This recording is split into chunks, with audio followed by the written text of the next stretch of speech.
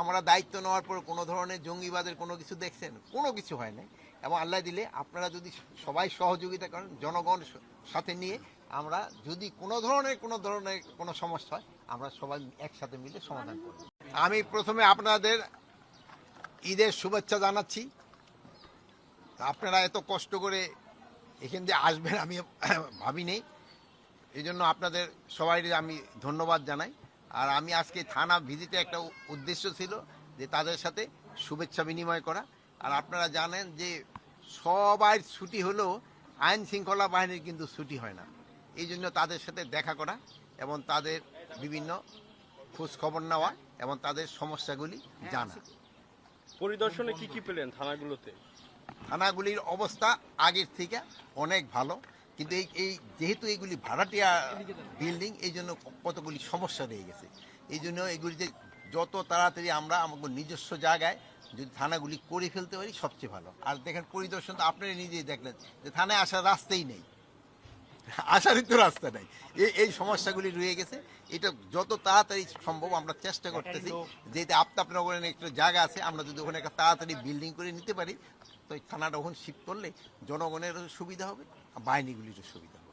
উপদেষ্টা, new York টাইমসের একটি প্রতিবেদন অ্যালার্মিং এবং সবাই মনে করছে উগ্র মৌলবাদের উত্থান বাংলাদেশে হচ্ছে এবং কয়েকটি মানে কোন পোস্ট কি বলে এটা সম্বন্ধে আমি কোনো কমেন্ট করতে চাচ্ছি না।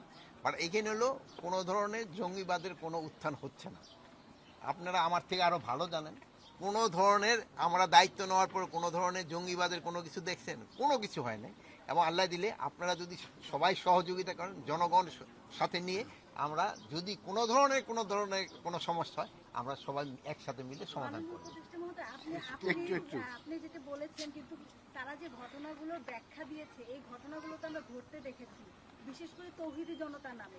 শোনেন, ব্যাখ্যা এখন হলো কি, আপনি 5ই অগাস্টের পরে কিছুদিন তো সরকারই ছিল না, এরপরে তো পরিস্থিতিটা তো আস্তে আস্তে উন্নতি হচ্ছে।